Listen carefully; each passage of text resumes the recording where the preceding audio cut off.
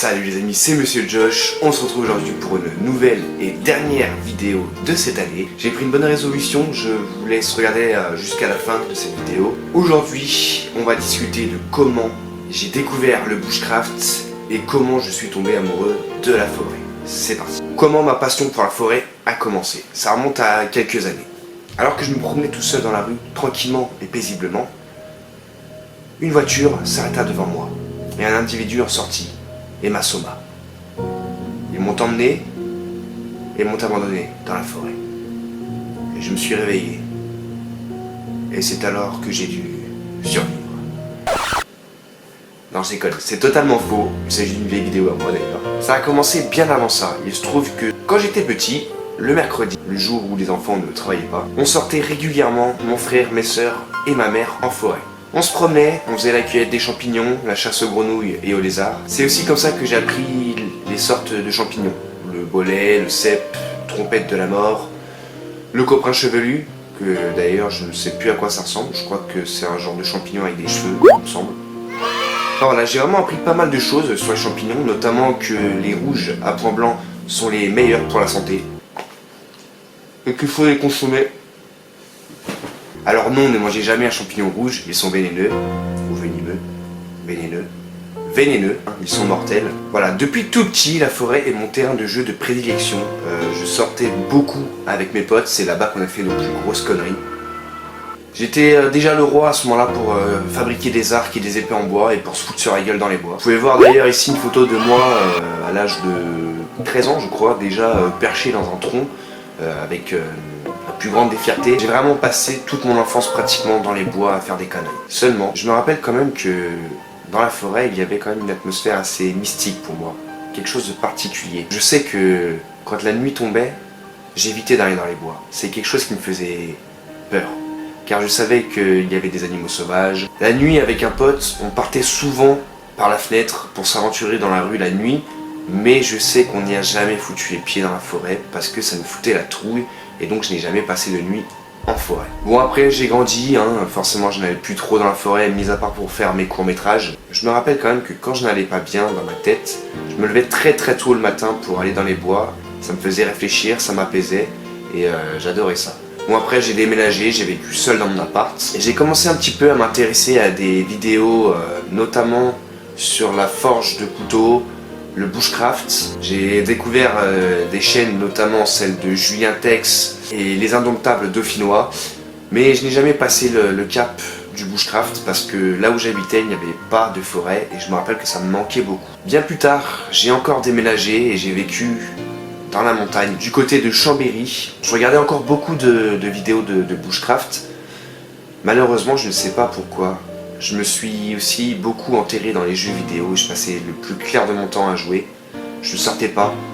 Et c'est maintenant que je regrette parce que j'avais vraiment le cadre idéal pour faire de superbes vidéos et pour m'épanouir dans cette passion qui est le bushcraft.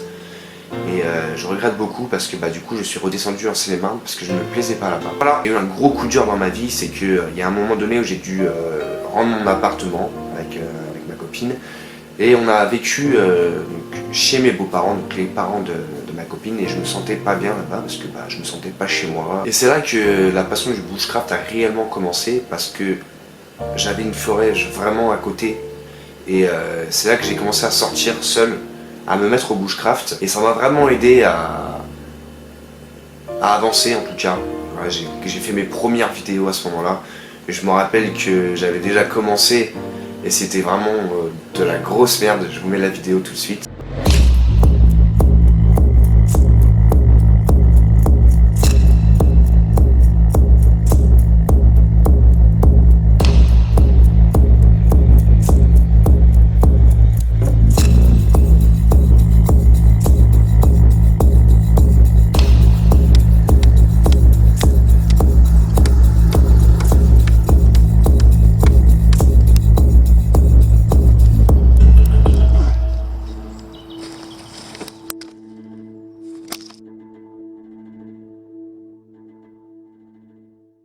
Enfin voilà, c'était mes débuts, j'ai persévéré, j'ai fait mon petit camp ou mes petites vidéos, voilà, c'était vraiment cool.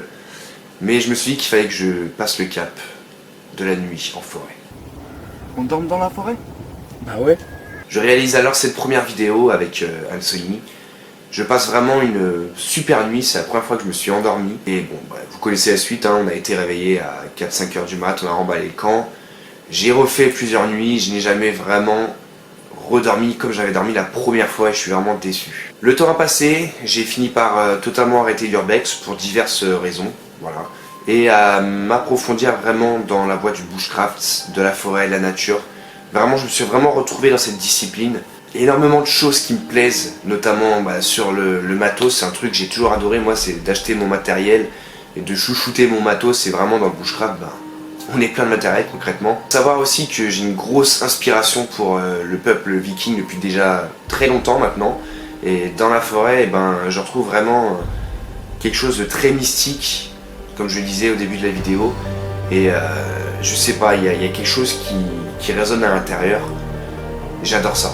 J'écoute principalement de la musique viking nordique justement, Dainheim, pour ceux qui veulent connaître. Je sais que le matin quand je me lève et je vais au boulot, je mets ça dans mes oreilles et je m'imagine tout de suite dans les bois à faire du bushcraft, des bivouacs et... Enfin voilà, c'est vraiment ma source d'inspiration. La forêt m'apaise, la forêt me donne une seconde jeunesse. J'invite vraiment toutes ces personnes qui se cherchent, qui veulent en savoir plus sur eux, à sortir dans les bois, seuls. Et vous verrez que la nature révèle votre véritable nature. Voilà, c'est à peu près tout pour cette vidéo. J'espère qu'elle vous aura plu. Comme je le disais, donc c'est la dernière vidéo de cette année, je pense, et j'essaie de prendre une bonne résolution. Et je vous la fais partager. Il s'agit du moteur de recherche Ecosia. Vous avez juste à aller donc sur Google, taper Ecosia. Donc c'est une association pour protéger la nature qui ont créé leur moteur de recherche. Vous avez juste à faire des recherches avec. Ça génère des revenus et grâce à ce revenu, ils peuvent planter des arbres là où il y en a besoin, notamment la forêt amazonienne qui a brûlé. Voilà, c'est totalement gratuit, c'est super simple d'utilisation, ça remplace Google et je vous invite vraiment à vous y mettre. Moi je m'y suis mis aussi. Vous avez tout plein d'onglets pour savoir qui ils sont, qu'est-ce qu'ils font avec cet argent, etc. etc. Le grand JD en a déjà parlé, c'est comme ça que j'ai connu Ecosia et voilà, je veux faire ma bonne part d'action, je sais pas si ça se dit, mais bon, je le dis. Voilà, si vous voulez faire comme moi, vraiment faites-le, ça serait super sympa de votre part. Sur ce les amis, je vous laisse, je vous souhaite une très bonne année.